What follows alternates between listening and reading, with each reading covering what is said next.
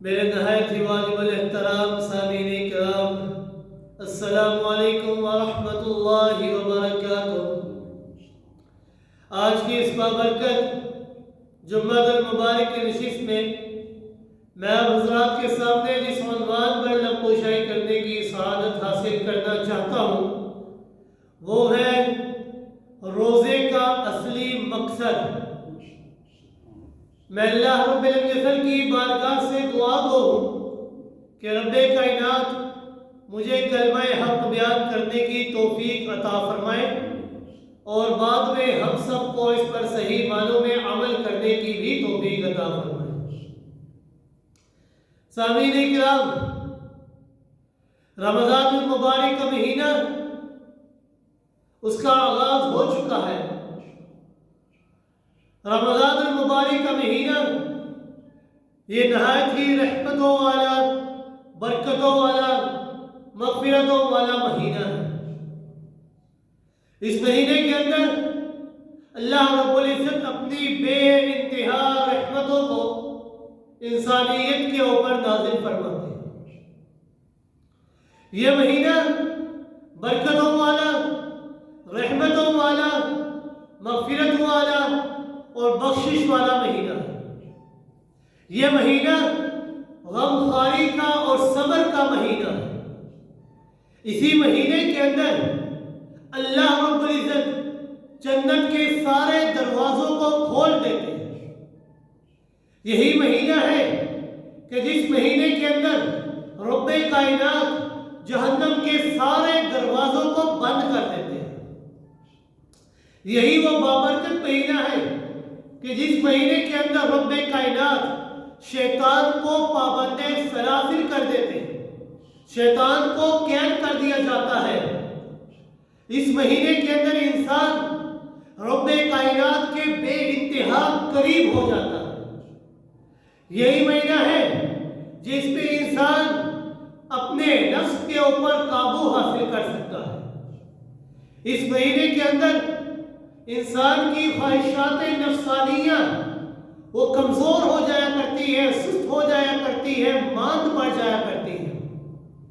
یہی مہینہ ہے کہ جس مہینے کے اندر انسان کی روحانی طاقت اور قوت بڑھ جایا کرتی ہے، گناہوں سے بے رغبتی ہو جایا کرتی ہے، کمزوروں اور مسکینوں کے اوپر رحم آیا کرتا ہے۔ اس مہینے کے اندر عبادت کرنے کی اور بھی زیادہ لذت انسان کے اندر آ جاتی ہے۔ جتنی انسان عبادت کرتا ہے اتنی ہی لذت انسان کو ملتی ہے۔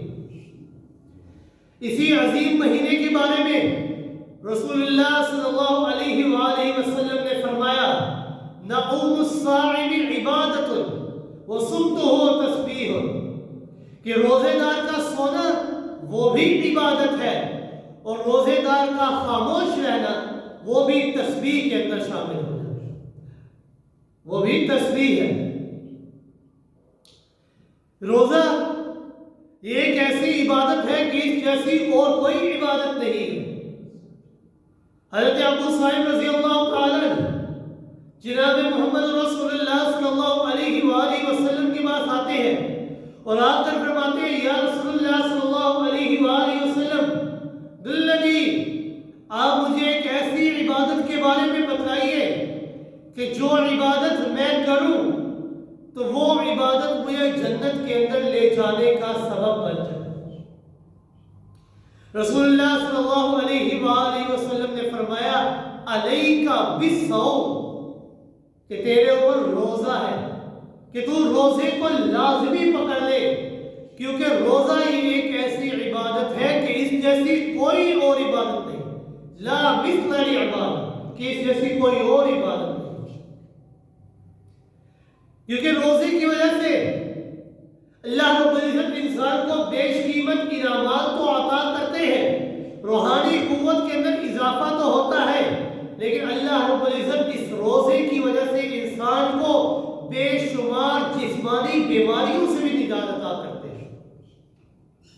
آپ صلی اللہ علیہ وآلہ وسلم نے فرمایا کہ جب انسان جہاد کرتا ہے تو جہاد کے بدلے میں انسان کو مال غنیمت مل جاتا ہے۔ جب انسان سفر کرتا ہے تو سفر کی وجہ سے انسان دولت مند ہو جایا کرتا ہے۔ جب انسان روزہ رکھتا ہے تو اللہ رب العزت اس روزے کی برکت سے انسان کو بے شمار بیماریوں سے نجات عطا کرتا ہے۔ اللہ رب العزت اس روزے کی وجہ سے انسان کو بلغمی بیماریوں سے نجات عطا فرماتے ہیں۔ اس روزے کی وجہ سے اللہ رب العزت معدے کے امراض سے انسان کو نجات عطا فرماتے ہیں۔ اس روزے کی بدولت آج کا سائنٹسٹ بھی یہ ماننے کے لیے تیار ہے کہ جب انسان روزہ رکھتا ہے تو اس روزے کی بدولت اللہ رب العزت انسان کے جسم کے اندر پیدا ہونے والے جسم کے کینسر کے جراثیم، اللہ رب العزت اس کینسر کے جراثیم کو بھی ختم کر دیا اس روزے کی بدولت۔ یہ سائنٹسٹ بھی مانتا ہے۔ اس روزے کی بدولت اللہ رب العزت انسان کو بے شمار جسمانی بیماریوں سے بھی نجات عطا کرتا ہے۔ اور یہ روزہ یہ ایک ایسی عبادت ہے کہ اللہ رب العزت جب رمضان المبارک کے مہینے کی ابتدا ہوتی تو آپ صلی اللہ علیہ وآلہ وسلم فرماتے کہ اے صحابہ کرام، تمہارے پر ایک ایسا عظیم مہینہ آنے والا ہے کہ اس مہینے کے اندر اللہ کی رحمت انسان کو ڈھانپ لیا کرتی ہے۔ گناہ کرنے والا رک جایا کرتا ہے۔ جو انسان نیکیاں کرتا ہے اللہ رب العزت نیکیوں کے ثواب کو 10 سے لے کر 700 گنا تک بڑھا دیا۔ اور یہ روزہ یہ ایک ایسی عبادت ہے کہ آپ صلی اللہ علیہ وآلہ وسلم نے فرمایا ثلاث لا ترد، کہ 3 لوگ ایسے ہیں کہ جن کی دعا کو اللہ رب العزت کبھی بھی رد نہیں کرتے۔ آپ صلی اللہ علیہ وآلہ وسلم نے فرمایا ان میں سے ایک امام عادل ہے، ایک مظلوم ہے اور ایک روزے دار ہے کہ جب وہ افطار کے وقت اپنے رب سے دعا کیا کرتا ہے۔ یہ 3 لوگ ایسے ہیں کہ جب بھی اللہ رب العزت سے دعا کرتے ہیں تو اللہ رب العزت ان کی دعا کو آسمانوں سے اوپر اٹھا لیتے ہیں، اپنے پاس عرش کے پاس جگہ دیتے ہیں، اور اللہ رب العزت خود فرماتے ہیں کہ ان کی دعاؤں کو میں اللہ رب العزت خود قبول کرتا ہوں اور ضرور بضرور قبول کرتا ہوں۔ اگر فوراً قبول نہیں کرتا تو کچھ دیر کے بعد ان کی دعاؤں کو ضرور قبول کرتا ہوں۔ یہ اللہ رب العزت کا وعدہ ہے روزے دار کے ساتھ کہ جب انسان روزے دار ہو اور افطار کے وقت اللہ رب العزت سے دعا مانگے اللہ رب العزت اس کی دعاؤں کو ضرور بضرور قبول فرماتے ہیں۔ اور رمضان المبارک کے مہینے کے اندر جو انسان اس عظیم مہینے کو پائے اور پھر بھی اس کے اندر روزہ نہ رکھے، نہ تو کوئی عذر ہو، نہ بیماری ہو، نہ سفر میں ہو، پھر بھی انسان روزہ نہ رکھے، تو آپ صلی اللہ علیہ وآلہ وسلم نے فرمایا کہ وہ بندہ اگر ساری زندگی بھی روزہ رکھ لے تو ایک رمضان کے روزے کا مقابلہ نہیں کر سکتا، کیونکہ اس کے اندر اللہ رب العزت اپنی رحمتوں کے دریاؤں کو بہایا کرتے ہیں۔ اور اللہ رب العزت نے فرمایا شہر رمضان الذی انزل فیہ القرآن ھدی للناس وبینات من الہدی والفرقان، یہ رمضان المبارک کا مہینہ ہے کہ اس مہینے کے اندر اللہ رب العزت نے اپنی لا ریب اور بے عیب کتاب قرآن مجید پر نازل فرمایا۔ اور یہ قرآن یہ کوئی عام کتاب نہیں، یہ لا ریب کتاب ہے، یہ حق و باطل میں تفریق کر دینے والی کتاب ہے، لوگوں کو حق کے رستے کے اوپر چلانے والی کتاب ہے۔ فمن شہد منکم الشہر فلیصم، اللہ رب العزت نے فرمایا کہ اے انسان، جو شخص بھی تم میں سے اس رمضان المبارک کے روزے کو پائے تو اس کے اوپر لازم ہے کہ وہ اس مہینے کے روزے رکھے، اس کے اوپر لازم ہے۔ لیکن اللہ رب العزت نے انسانیت کے اوپر کتنی رحمتوں کا نزول کیا، اللہ رب العزت نے سختی کا مظاہرہ نہیں کیا۔ اللہ رب العزت نے فرمایا فَمَنْ كَانَ مِنْكُمْ مَرِيضًا أَوْ عَلَى سَفَرٍ فَعِدَّةٌ مِنْ أَيَّامٍ أُخَرَ، کہ اگر کوئی شخص تم میں سے بیمار ہے یا مسافر ہے، وہ روزہ رکھنے کی طاقت نہیں رکھتا، تو اسے چاہیے کہ وہ روزہ نہ رکھے بلکہ کسی اور دن میں جا کر روزہ رکھ لے۔ کیوں؟ کیونکہ یہ اللہ رب العزت انسانیت کے اوپر اپنے رحمت کا نزول کرتے ہیں۔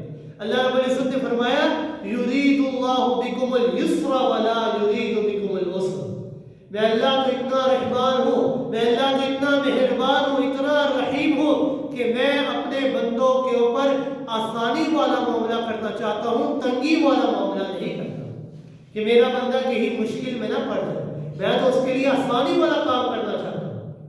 وَلِتُكْمِلُوا الْعِدَّةَ وَلِتُكَبِّرُوا اللَّهَ عَلَى مَا هَدَاكُمْ وَلَعَلَّكُمْ تَشْكُرُونَ۔ اور یہ اللہ رب العزت نے ایسا کیوں کیا؟ اس کی وجہ یہ ہے کہ اگر کوئی انسان مسافر ہے یا بیمار ہے، وہ کسی اور دن روزہ رکھے گا تو اللہ رب العزت اس روزے کے بدلے میں رمضان کے روزے کا ثواب اس کو عطا فرمائے۔ لِتُكْمِلُوا الْعِدَّةَ، تاکہ وہ اس مہینے کی گنتی کو پورا کر دے، لَعَلَّكُمْ تَشْكُرُونَ، تاکہ وہ اللہ کا شکر گزار بننا ہو۔ اور اللہ رب العزت نے فرمایا کہ یہ جو رمضان المبارک کے مہینے کے روزے میں نے تمہارے پر فرض کیے ہیں، اس کا مقصد کیا ہے، اس کی وجہ کیا ہے؟ اللہ رب العزت نے فرمایا یا ایھا الذین آمنوا، اے ایمان والو، کتب علیکم الصیام، اللہ رب العزت نے تمہارے اوپر روزے فرض کیے ہیں، کما کتب علی الذین من قبلکم، جس طرح تم سے پہلی امتوں کے اوپر روزے فرض کیے تھے۔ وجہ کیا ہے، مقصد کیا ہے؟ اللہ رب العزت نے مقصد کو واضح کیا، لعلکم تتقون، تاکہ تم متقی بن جاؤ، تاکہ تم پرہیزگار بن جاؤ، تاکہ تمہارے دل کے اندر اللہ کا ڈر پیدا ہو۔ قرآن مجید کے اندر اللہ رب العزت نے روزے کے 3 مقصد بیان کرے۔ پہلا مقصد لعلکم تتقون، تاکہ تم متقی بن جاؤ۔ دوسرا مقصد لعلکم تشکرون، تاکہ تم اللہ کے شکر گزار بندے بن جاؤ۔ تیسرا مقصد لعلہم یرشدون، تاکہ تم ہدایت یافتہ بن جاؤ، تاکہ تم سیدھے راہ پر چلو۔ اور یہ جو اللہ رب العزت نے روزے کا مقصد بیان کیا ہے کہ لعلکم تتقون، تاکہ تم متقی بن جاؤ، یہ تقویٰ یہ ایک ایسی نعمت ہے جس کی وجہ سے اللہ رب العزت نعمتوں اور برکتوں کے دروازے کھول دیا کرتے ہیں۔ اس تقویٰ کی بدولت اللہ رب العزت انسان کے گناہوں کو معاف کر دیا کرتے ہیں۔ اس تقویٰ کی بدولت اللہ رب العزت انسان کو بصیرت عطا کرتے ہیں۔ اس تقویٰ کی بدولت انسان کو اللہ کی معیت، اللہ کی نصرت، اللہ کی مدد مل جایا کرتی ہے۔ اس تقویٰ کی بدولت انسان کی زندگی پر لطف اور مزیدار ہو جایا کرتی ہے۔ اللہ کے ہاں انسان اس تقویٰ کی بدولت اللہ کے ہاں بھی معزز بن جاتا ہے اور لوگوں کے ہاں بھی معزز بن جاتا ہے۔ تقویٰ کہتے کس کو ہے؟ تقویٰ کہتے ہیں، اس کا لغوی معنی ہے پرہیزگاری، اس کا معنی ہے بچنا، لحاظ رکھنا۔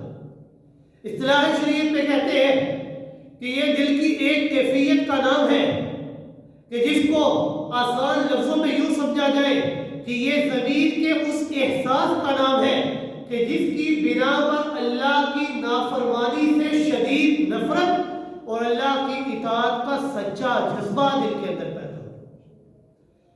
دوسرے لفظوں میں اسے یوں کہا جاتا ہے کہ دل کے اندر خیر و شر کی تمیز کی خلش پیدا ہو، اور پھر خیر کی طرف رغبت اور شر سے جو نفرت پیدا ہوتی ہے، اس کا نام ہے تقویٰ۔ سیدنا عمر فاروق رضی اللہ تعالیٰ عنہ نے حضرت ابی بن کعب رضی اللہ تعالیٰ عنہ سے تقویٰ کا معنی پوچھا۔ حضرت ابی بن کعب رضی اللہ تعالیٰ عنہ نے حضرت عمر فاروق رضی اللہ تعالیٰ عنہ سے سوال کیا کہ عمر فاروق رضی اللہ تعالیٰ عنہ، کیا آپ کا گزر کسی ایسے رستے سے ہوا ہے کہ جہاں چاروں طرف خاردار جھاڑیاں ہو، اوپر بھی نیچے بھی دائیں بائیں ہر طرف جھاڑیاں ہی جھاڑیاں ہو، خاردار جھاڑیاں ہو، کپڑے کے پھٹنے کا شک بھی موجود ہو، جسم کے اندر بھی زخمی ہو جانے کا شک بھی موجود ہو؟ سیدنا عمر فاروق رضی اللہ تعالیٰ عنہ نے فرمایا کہ جی ہاں، ایسے رستے سے میرا گزر ہوا ہے۔ سیدنا ابی بن کعب رضی اللہ تعالیٰ فرماتے ہیں کہ اے عمر فاروق رضی اللہ تعالیٰ عنہ، ایسے خاردار رستے سے آپ کیسے گزرتے ہیں؟ سیدنا عمر فاروق رضی اللہ تعالیٰ عنہ فرماتے ہیں کہ ایسے خاردار رستے سے میں جب گزرتا ہوں تو اپنے دامن کو سمیٹ لیتا ہوں کہ کہیں کوئی کانٹا میرے کپڑے کو یا میرے وجود کو نقصان نہ پہنچا، کہیں میرا کپڑا پھٹ نہ جائے، کہیں میرا وجود زخمی نہ ہو جائے۔ میں اپنے دامن کو سمیٹ کر اس خاردار راستے سے گزر جایا کرتا ہوں۔ تو حضرت ابی بن کعب رضی اللہ تعالیٰ عنہ نے فرمایا کہ یہی معنی ہے تقویٰ کا، کہ اس دنیا کے اندر ہر طرف سے شیطان انسان کے اوپر حملہ آور ہوتا ہے۔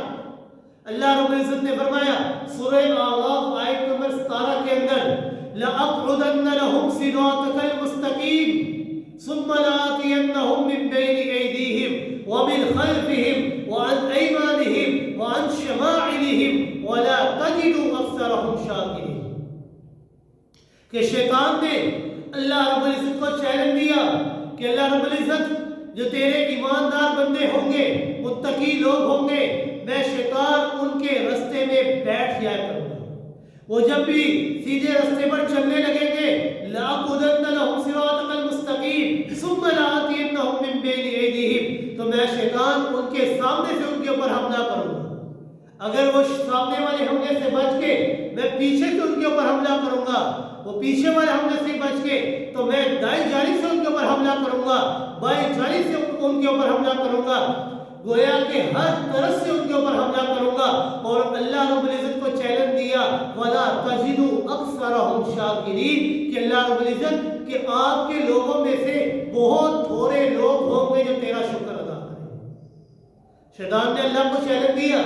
حضرت ابی بن کعب رضی اللہ تعالیٰ فرماتے ہیں کہ یہ دنیا کی مثال ایک خاردار جھاڑیوں والے رستے کی ہے کہ انسان کے اوپر ہر طرف سے حملہ ہوتا ہے، لیکن اگر کوئی انسان اس دنیا کے اندر ہر قسم کے حملوں سے اپنے دامن کو بچا لے تو وہی شخص متقی ہے، وہی شخص پرہیزگار ہے۔ حضرت ابراہیم بن ادہم رحمہ اللہ وہ فرماتے ہیں کہ مخلوق تیری زبان میں عیب نہ دیکھے، فرشتے تیرے افعال میں، تیرے اعمال میں عیب نہ دیکھے، اور عرش کا بادشاہ تیری تنہائی کے اندر عیب نہ دیکھے۔ یعنی جب تو اکیلا ہے یہ نہ سمجھ کہ کوئی مجھے دیکھ نہیں رہا، تیرا رب تجھے دیکھ رہا ہے۔ عرش والا تیری تنہائی میں تجھے عیب نہ دیکھے، تب جا کر انسان متقی بنتا ہے۔ کہ لوگ بھی عیب نہ دیکھے، فرشتے بھی عیب نہ دیکھے، اور عرش والا بھی عیب نہ دیکھے، تب جا کر انسان حقیقی متقی بننے کا حقدار ہے۔ اور تقویٰ اس کی بہت ساری قسمیں ہیں، لیکن 6 قسمیں اس کی بیان کی گئی۔ تقویٰ کی پہلی قسم کہ زبان کا تقویٰ انسان اختیار کرے، کہ اس کی زبان سے کوئی ایسا لفظ صادر نہ ہو کہ جو اللہ رب العزت کی نافرمانی والا۔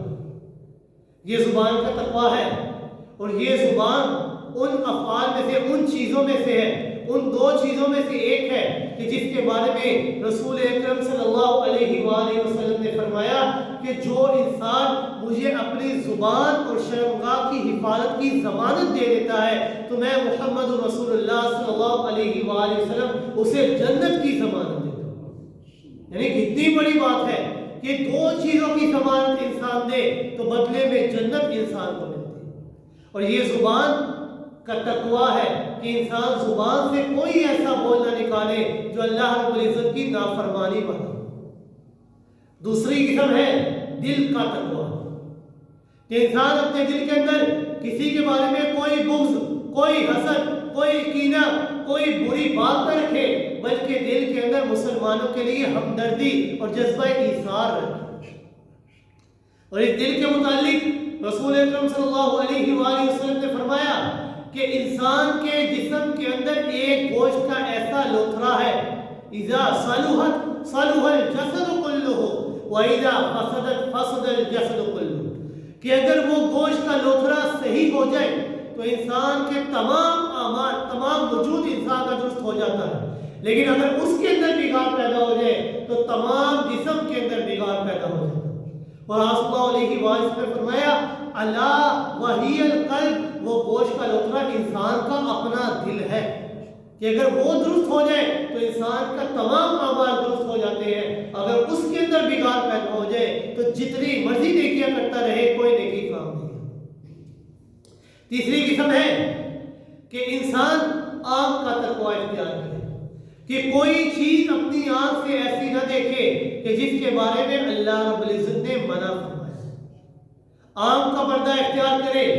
اور چوتھی چیز ہے پیٹ کا تقوی، کہ انسان کے پیٹ کے اندر کوئی حرام کا لقمہ نہیں جانا چاہیے، حرام کے لقمے سے اپنے آپ کو بچائے۔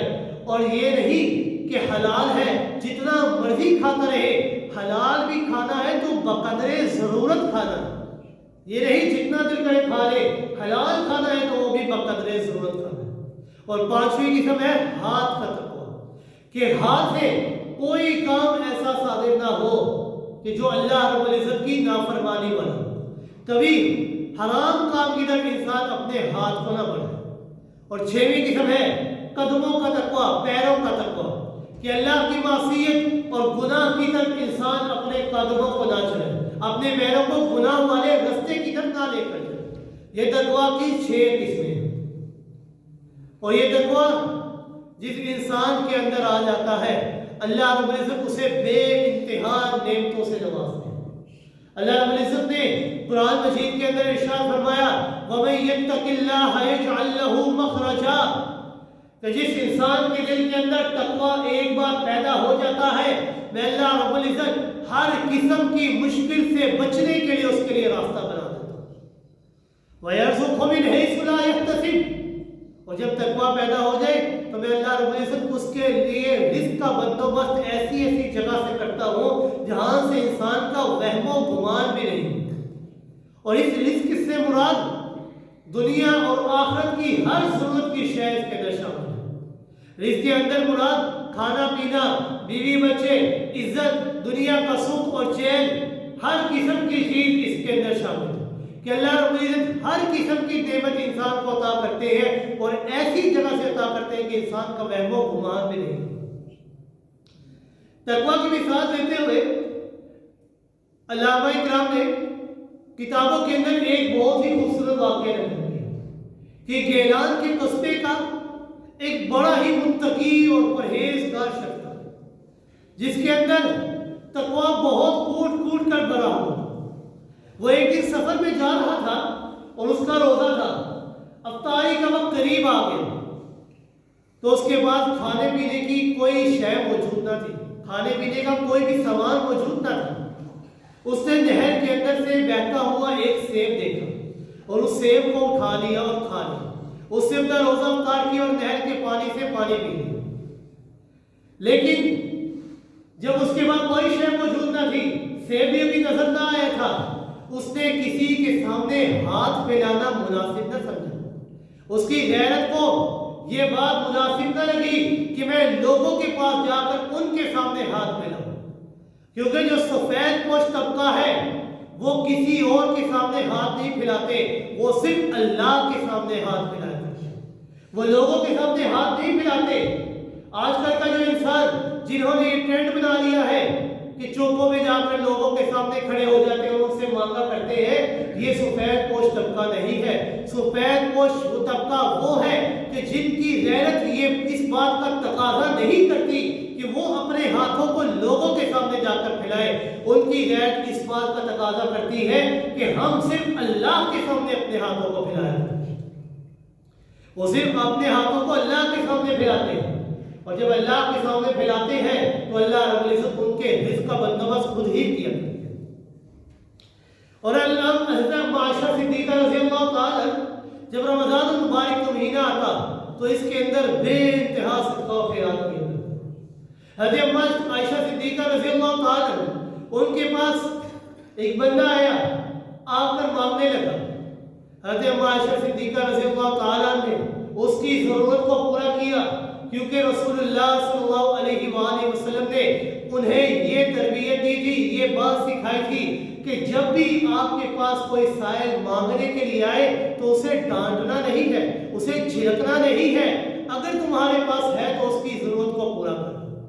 اور یہ اللہ رب العزت کا فرمان بھی ہے وَأَمَّا السَّائِلَ فَلَا تَنْهَرْ، کہ جب بھی تمہارے پاس کوئی مانگنے کے لیے آئے تو اس کو جھڑکا نہ کرو، اس کی ضرورت کو پورا کر دیا کرو، چاہے جتنی مرضی کرو۔ حضرت عائشہ صدیقہ رضی اللہ تعالیٰ عنہ نے اس کی ادا نے اس کی ضرورت کو پورا کر دیا تو واپسی میں جب اس کی ضرورت پوری ہوئی تو سائل نے ان کے لیے دعا شروع کر دی، تو بدلے میں اما عائشہ صدیقہ رضی اللہ تعالیٰ عنہ نے اس کے لیے الٹا اور زیادہ دعائیں کر دی۔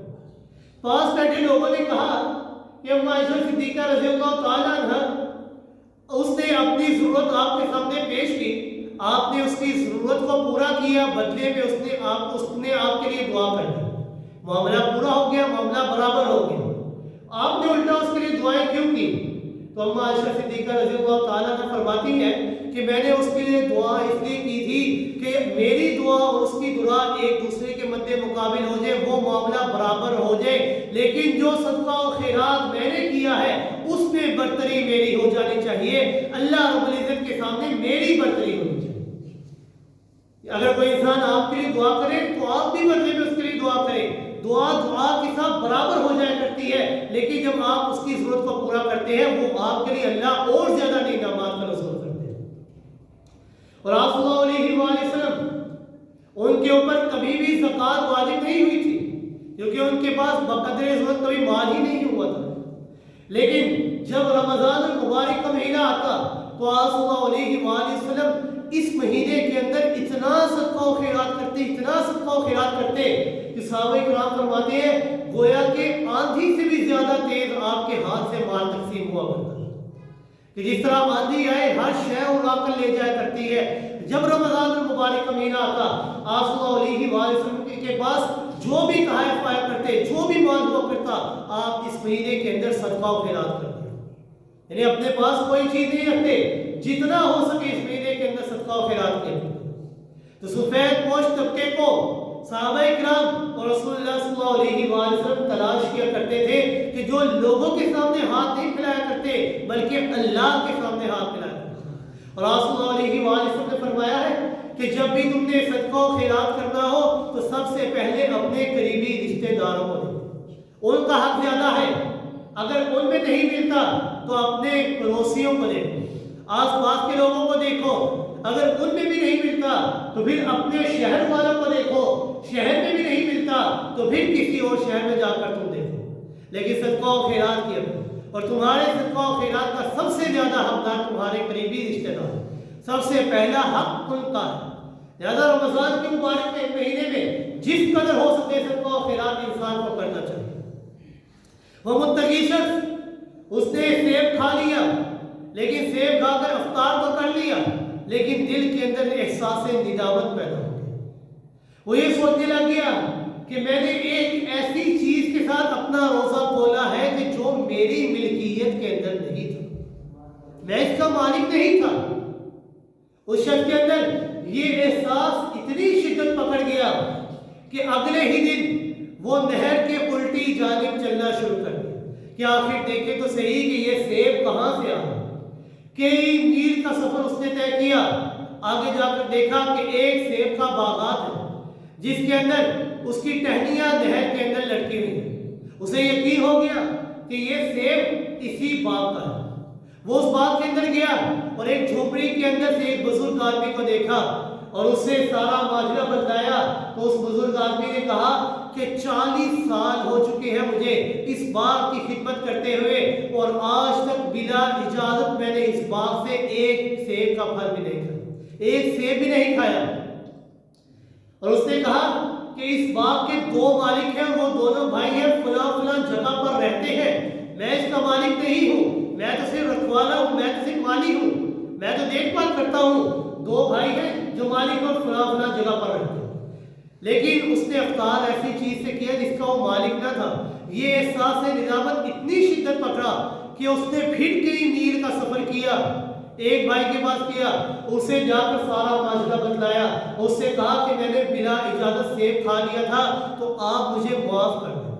ایک بھائی نے کہا کہ میں آپ کو معاف کر دیتا ہوں، لیکن میں باغ کا آدھا مالک ہوں، آدھا مالک میرا بھائی ہے، میں آدھا سیب کو معاف کر سکتا ہوں، آدھا سیب معاف نہیں کر سکتا۔ میرا دوسرا بھائی وہاں فلاں جگہ پر رہتا ہے، آپ اس کے پاس جائیے اور اسے جا کر سارا ماجرا بتائیں۔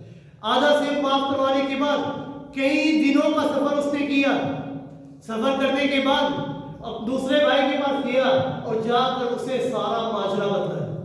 تو وہ دوسرا بھائی اس کے متقی اور تقوی اور پرہیزگاری کو دیکھ کر بڑا تعجب میں آیا کہ اس قدر متقی بندہ ہے، اس قدر پرہیزگار بندہ ہے. تو اس نے کہا کہ میں آپ کو آدھا سیب 2 شرطوں پر معاف کروں گا. میری 2 شرطیں ہیں. ایک شرط یہ ہے کہ آپ 1 سال تک میری بکریوں کو چرائیں گے. جب آپ میری بکریوں کو چرائیں گے تو میں آپ کو پھر دوسری شرط بتاؤں گا. 1 سال پورا کرنے کے بعد جب دوسری شرط کی باری آئی تو وہ شخص کہنے لگا کہ آپ کو میری بیٹی سے شادی کرنی ہوگی جس کا نام ہے ام الخیر. جو میری بیٹی گونگی ہے، بہری ہے، لنگڑی ہے اور اس کے ہاتھ پاؤں بھی نہیں. وہ شخص کہنے لگا یہ کیسی شادی ہے؟ لیکن اس نے اپنے آدھے سیب کو معاف کروانا تھا. تقویٰ اس کے اندر موجود تھا. آدھے سیب کو معاف کروانا تھا. اس نے کہا ٹھیک ہے میں شادی کرنے کے لیے تیار ہوں.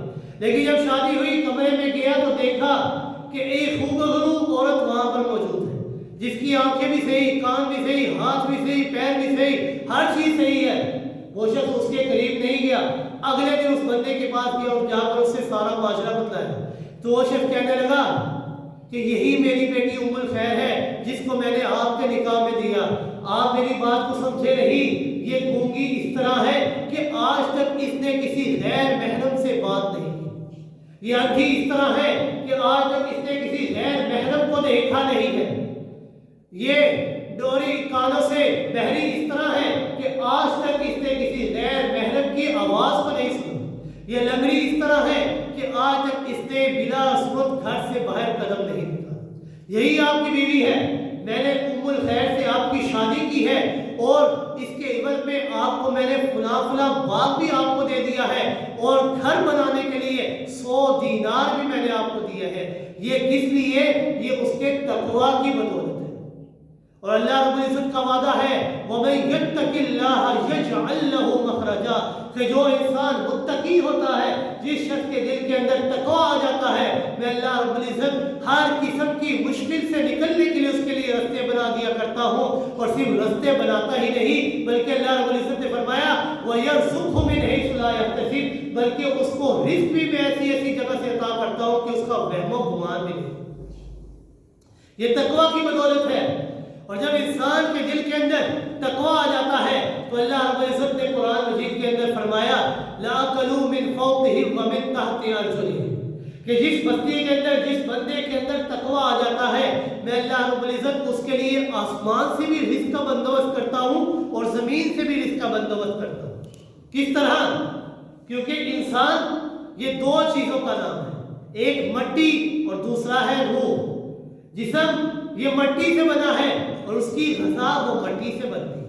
اور روح یہ عالم آخرت سے آئی ہے اور اس کی ضرورت بھی پوری عالم آخرت سے آسمانوں سے ہوتی ہے. اور جس انسان کے اندر تقویٰ آ جاتا ہے تو اللہ رب العزت فرماتے ہیں لَأَكَلُوا مِنْ فَوْقِهِمْ وَمِنْ تَحْتِ أَرْجُلِهِمْ میں اس کے لیے آسمانوں سے بھی رزق کا بندوبست کرتا ہوں اور زمین سے بھی رزق کا بندوبست کرتا ہوں. اور یہ تقویٰ جس کے اندر آ جاتا ہے، پل صراط پر بھی تقویٰ نے ہی انسان کے کام آنا ہے. جہنم میں گرنے سے بچانے کے لیے تقویٰ نے ہی کام آنا ہے.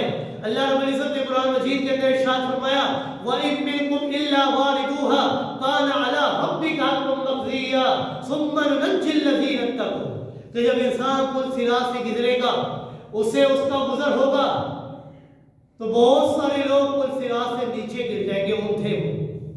لیکن جو بچے گا وہ کون ہوں گے؟ اللہ رب العزت نے فرمایا ثُمَّ نُنَجِّي الَّذِينَ اتَّقَوْا میں ایسے لوگوں کو پل صراط سے بچاؤں گا جن کے دلوں کے اندر تقویٰ موجود ہوگا. جن کے دلوں کے اندر تقویٰ ہوگا وہ بجلی سے بھی زیادہ تیز پل صراط سے گزر جائیں گے. اور تقویٰ یہ ایک ایسی عبادت ہے کہ اس کی وجہ سے انسان کے تمام معاملات اللہ رب العزت مزین کر دیتے ہیں. تقویٰ کی وجہ سے اگر انسان کوئی چیز کو چھوڑتا ہے تو اللہ رب العزت انسان کو اس کا بہترین نعم البدل عطا کرتے ہیں. حدیث شریف میں آتا ہے کہ ابو قتادہ رضی اللہ تعالیٰ فرماتے ہیں کہ ایک دفعہ ایک دیہاتی سے ملاقات ہوئی. اس نے بتایا کہ نبی کریم صلی اللہ علیہ وآلہ وسلم نے میرے ہاتھ کو پکڑ کر مجھے چند نصیحتیں کی. ان نصیحتوں میں سے ایک نصیحت یہ بھی تھی کہ آپ صلی اللہ علیہ وآلہ وسلم نے فرمایا إِنَّكَ لَا تَدَعُ شَيْئًا اتِّقَاءَ اللَّهِ إِلَّا أَعْطَاهُ اللَّهُ خَيْرًا مِنْهُ کہ جو انسان اس تقوی کی بدولت کسی چیز کو چھوڑتا ہے تو اللہ رب العزت جو چیز انسان چھوڑتا ہے اس کا اچھا نعم البدل انسان کو عطا کرتا ہے، اس سے بہترین چیز انسان کو عطا کی جاتی ہے۔ اور یہ تقوی ایسی عبادت ہے کہ بہت ساری عبادتیں اس کے اندر آ جاتی ہیں۔ اگر انسان حج کو دیکھتا ہے تو حج اس کے اندر بھی تقوی ہے، اگر انسان روزے کو دیکھتا ہے تو روزے کا مقصد بھی تقوی کا حصول ہے۔ اللہ رب العزت نے قرآن مجید کے اندر فرمایا یا ایھا الذین آمنوا کتب علیکم الصیام کما کتب علی الذین من قبلکم لعلکم تتقون، کہ یہ جو روزے تم پر فرض کیے گئے ہیں اس کا مقصد یہ ہے کہ تمہارے دلوں کے اندر تقوی پیدا ہو۔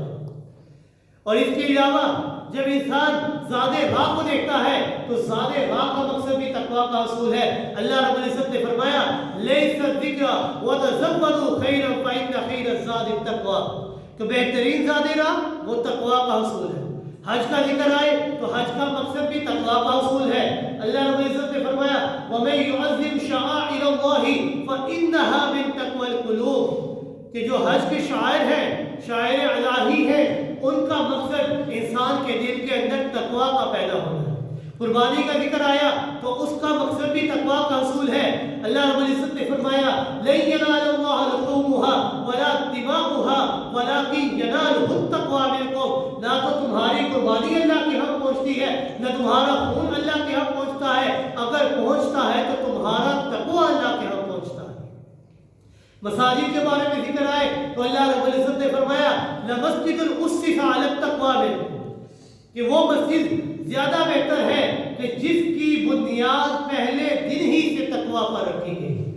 اور اللہ رب العزت نے تمام انسانیت کو حکم دیا یا ایھا الناس اعبدوا ربکم الذی خلقکم والذین من قبلکم لعلکم تتقون، کہ اے لوگوں اس رب کی عبادت کرو کہ جس رب نے تمہیں پیدا کیا ہے، والذین من قبلکم، اور ان لوگوں کو پیدا کیا ہے جو تم سے پہلے تھے۔